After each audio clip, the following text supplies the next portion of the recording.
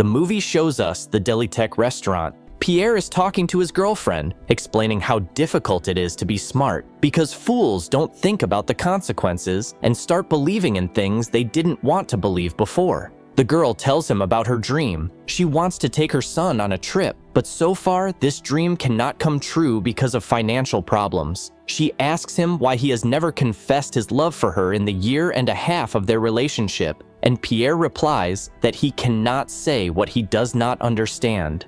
They break up, and the girl leaves, telling Pierre that she feels sorry for him because he will always be lonely. Two guys in a nice car drive up to a car with an electric lock. One of them takes a picture of the car's serial number and, standing next to it, makes a fake car key. They open the car and drive away. While Pierre is talking to the newspaper seller, the two guys who stole the car break into the store and take a huge amount of money in a bag.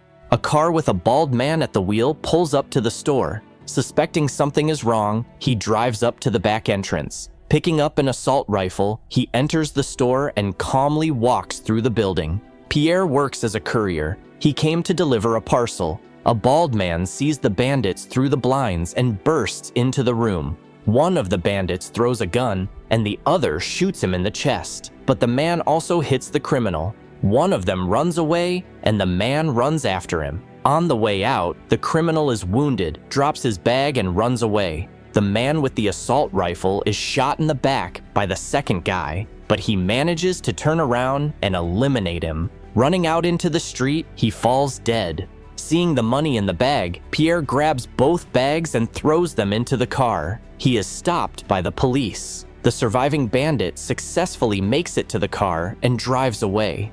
While Pierre is being interrogated by the police, one of the detectives looks into Pierre's van, but a car pulls up and distracts her. The store owner appears. He tells them that he has lost his head of security. The police promise him that they will start looking for him.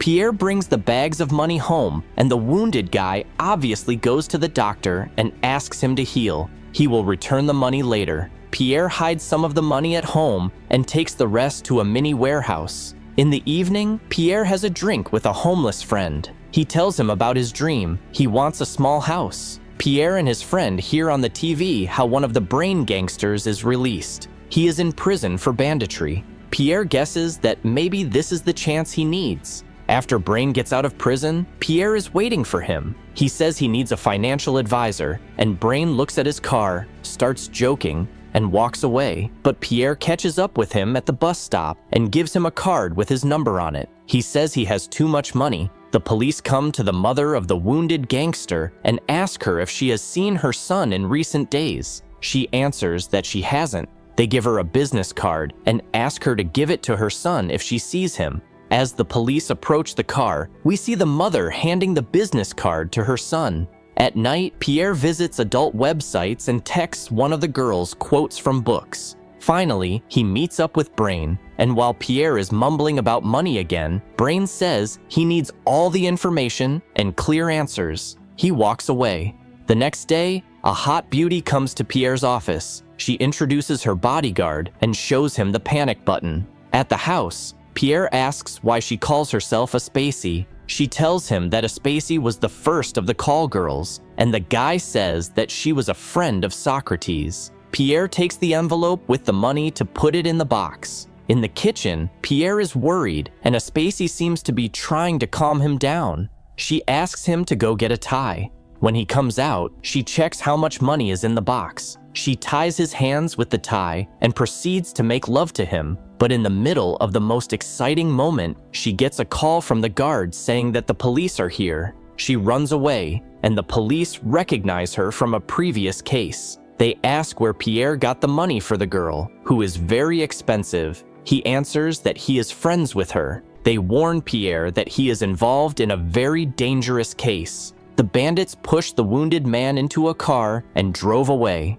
The police arrived at the office of the courier service administrator. They found out that Pierre had been in the store for about 3 hours and then went home. The boy's mother calls the police and says that her son disappeared yesterday afternoon. Pierre comes to Brain's house. He guesses that the money belongs to the gang and cannot be spent. They go to the warehouse. There, Brain also learns from Pierre that he has already spent the money on a girl he introduced to the cops as his girlfriend. Brain is disappointed with Pierre. The guy doesn't answer where the money is, and they twist his arm. On the street, the mafioso tells the owner of the safe that he is responsible for the money, but the guy doesn't really know where it is. Pierre texts Aspasi while she is working. He wants to meet tomorrow. A dog is barking at the landfill. A security guard takes it on a leash and finds the guy in a car. In the hospital, doctors say that he needs a long rehabilitation, but he will survive.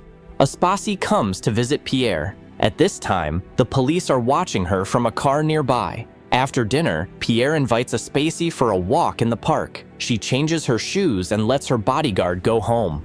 Pierre tells her that since she came to him, he has been thinking only of her. Meanwhile, the agents are listening to all their conversations. They meet the Dawn on the roof of a high-rise building, and Pierre tries to find out her real name, but she says it's impossible. They head to the warehouses, but the bags of money are gone. Aspasi received a phone call and was about to leave, but the police showed up and called her Camille Lafontaine.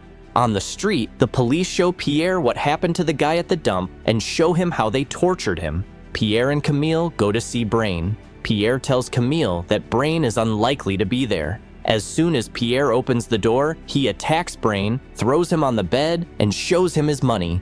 He tells Pierre that he learned from his friends in the police that they were being followed and decided to take the money. He asks Pierre to come up with an alibi for the bags. They all get to know each other, and even Brain's daughter, whose name is Cindy. Brain tells them that they won't be followed all the time because it's too expensive, but now it's better to be careful at all times. From the guy in the hospital, the policeman learns that the store owner hired them to rob his store because he is not paid enough by the mafia.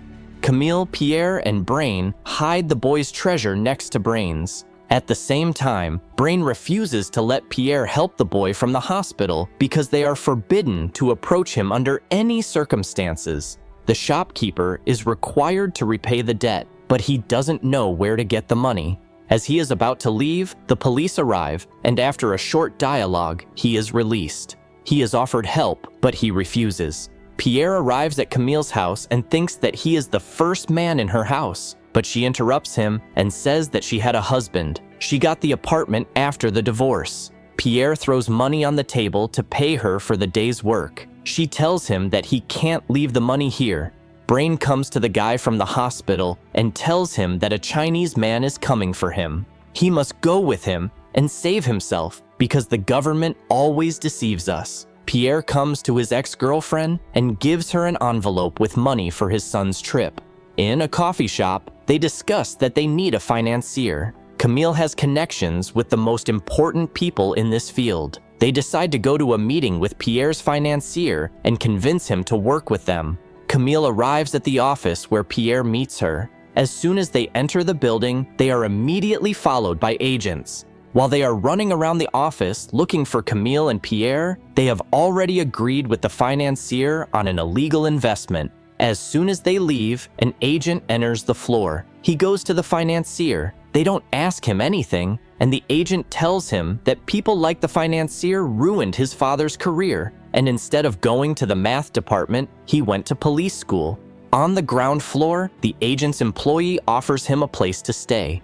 After the night with Camille, the agents wait for Pierre. They ask about the man who went with him to the warehouse. Pierre comes up with an alibi that the bags contained clothes, and that the man who went with him was Bill, a homeless man. The woman asks to see the clothes that bother Camille, and Camille asks for a search warrant, but it is not yet available. In the museum, the financier talks to Brain and finds a tactic to move money abroad without taxation. A police informant comes to the church. In the confession room, he tells the agent that they found Brain with the help of his daughter, and the police are already following him. The police arrive at the store owner's house and inform him that he is being hunted. The police offer him protection, but he shows them the amulet and says that he believes in its protection. They meet in a park and discuss that the money will pass through the world and end up in Switzerland. There, they will be able to spend it at their own discretion.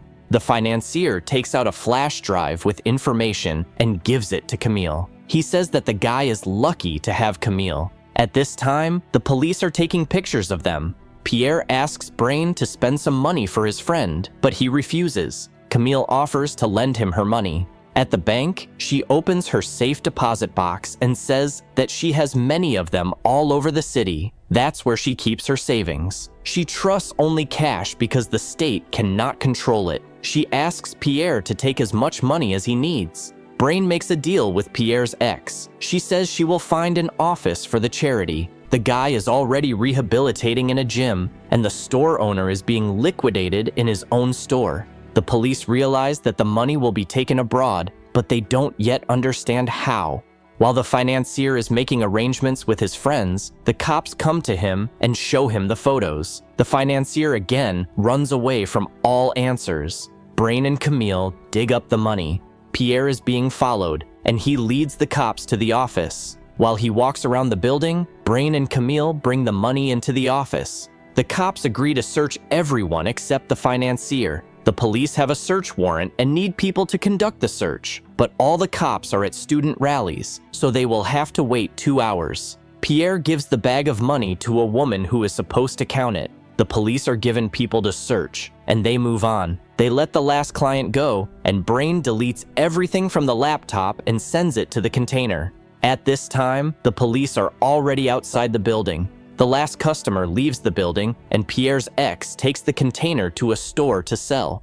The police find nothing, but realize that they are being deceived. At the golf club, a girl approaches the financier and says that she is a friend of Espasi's. She is worried about him and asks him to meet her at the hotel. In the evening, the financier arrives at the hotel room, and the girl is waiting for him. As soon as he gives her the envelope, police agents suddenly appear and arrest him. The next day, Pierre sees the agents coming to the aid center again. He approaches them and tells them that if they are sitting around, they should at least help. The agent helps Pierre in the kitchen, and Pierre talks about the bad system. You can't protect bosses and put workers in jail. The girl tells Camille that it's unusual to see her here, and she replies that she can't explain or tell anything. They bring in the homeless man from the beginning of the film who dreamed of a home. Camille gives him her apartment. He is shocked. On the street, he hugs Camille and gives her a bracelet. He asks Pierre to help with the tour on Sunday. Camille will come too. At the end, we are shown footage of homeless people asking for help, just as Pierre did throughout the movie.